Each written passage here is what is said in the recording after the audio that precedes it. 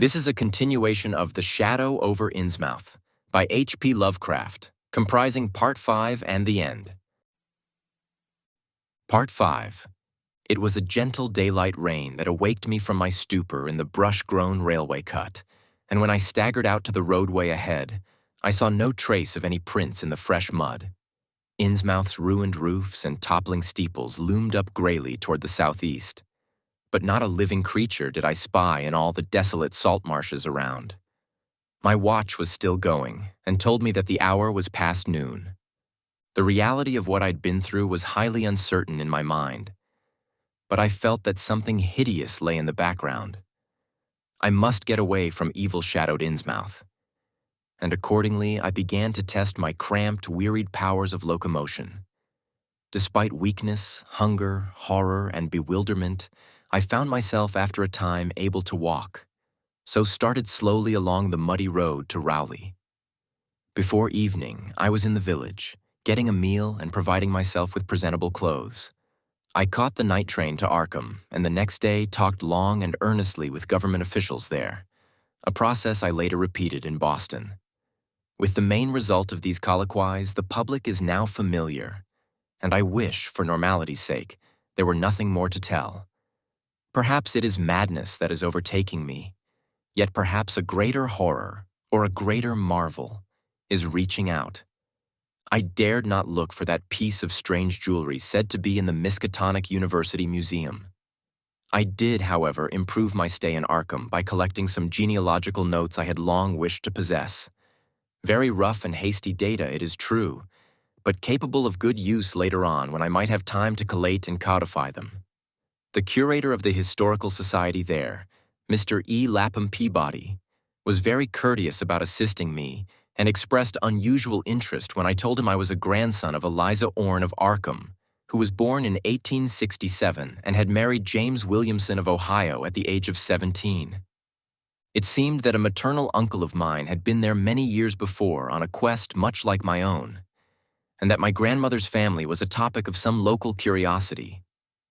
There had, Mr. Peabody said, been considerable discussion about the marriage of her father, Benjamin Orne, just after the Civil War, since the ancestry of the bride was peculiarly puzzling.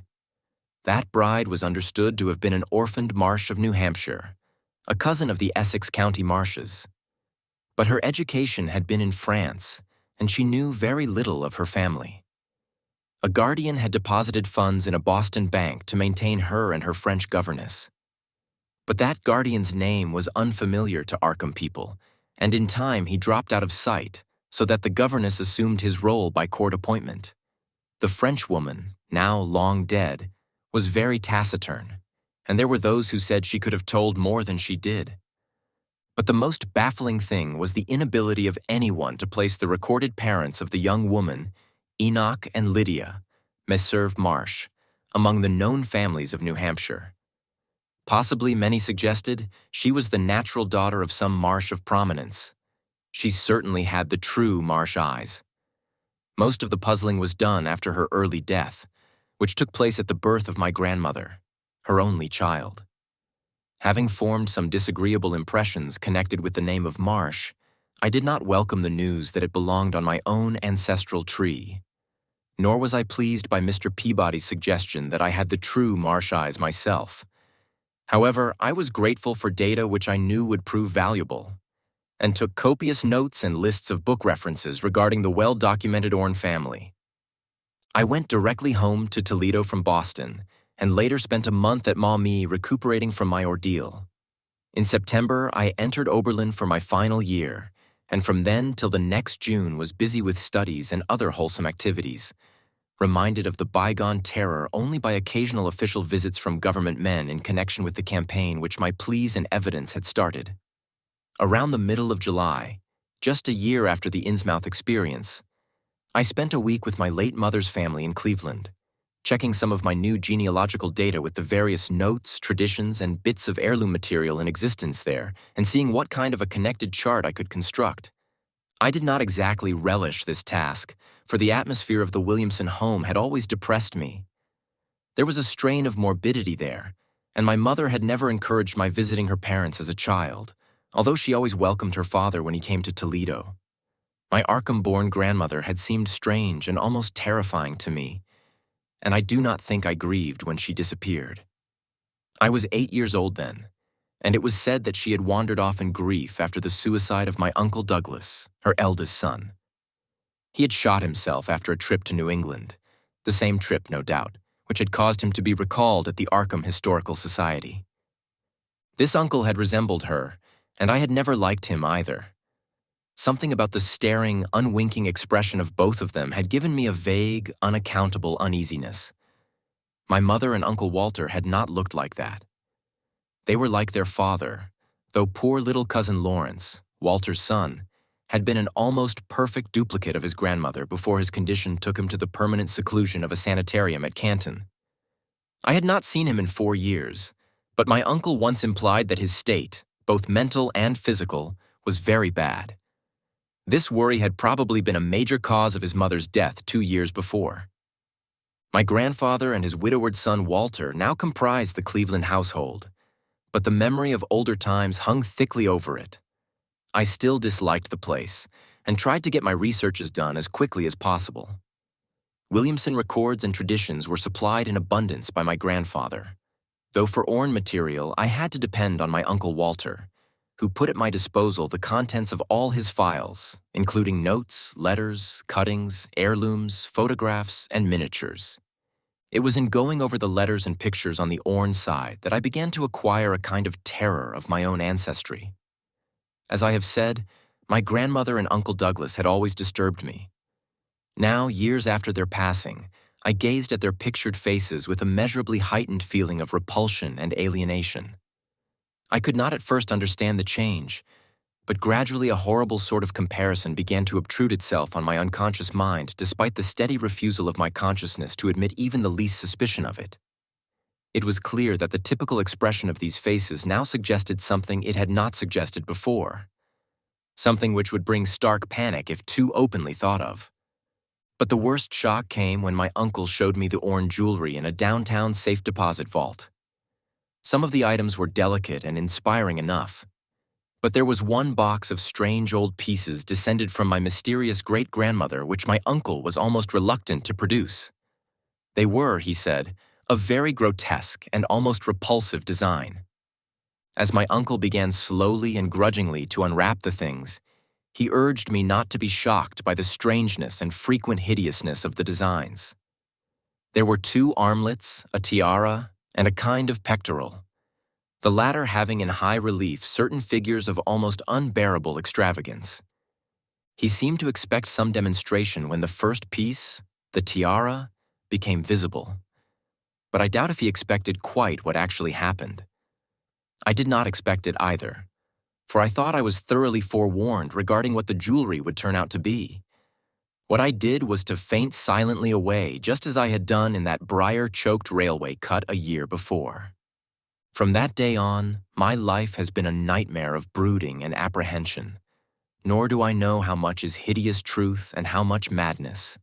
My great-grandmother had been a marsh of unknown source whose husband lived in Arkham, and did not old Zadok say that the daughter of Obed Marsh by a monstrous mother was married to an Arkham man through a trick?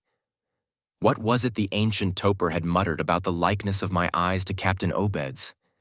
In Arkham, too, the curator had told me I had the true Marsh eyes. Was Obed Marsh my own great-great-grandfather? Who, or what, then, was my great-great-grandmother? But perhaps this was all madness. Those whitish gold ornaments might easily have been bought from some Innsmouth sailor by the father of my great-grandmother, whoever he was. And that look in the staring-eyed faces of my grandmother and self-slain uncle might be sheer fancy, bolstered up by the Innsmouth shadow which had so darkly colored my imagination. But why had my uncle killed himself after an ancestral quest in New England? For more than 2 years I fought off these reflections with partial success. My father secured me a place in an insurance office, and I buried myself in routine as deeply as possible. In the winter of 1930-31, however, the dreams began. They were very sparse and insidious at first, but increased in frequency and vividness as the weeks went by. Great watery spaces opened out before me, and I seemed to wander through titanic sunken porticos and labyrinths of weedy cyclopean walls and grotesque fishes as my companions. Then the other shapes began to appear, filling me with nameless horror the moment I awoke. But during the dreams, they did not horrify me at all. I was one with them, wearing their unhuman trappings, treading their aqueous ways, and praying monstrously at their evil sea-bottom temples. There was much more than I could remember, but even what I did remember each morning would be enough to stamp me as a madman or a genius if ever I dared write it down. Some frightful influence, I felt, was seeking gradually to drag me out of the sane world of wholesome life into unnameable abysses of blackness and alienage, and the process told heavily on me. My health and appearance grew steadily worse, till finally I was forced to give up my position and adopt the static, secluded life of an invalid. Some odd nervous affliction had me in its grip, and I found myself at times almost unable to shut my eyes.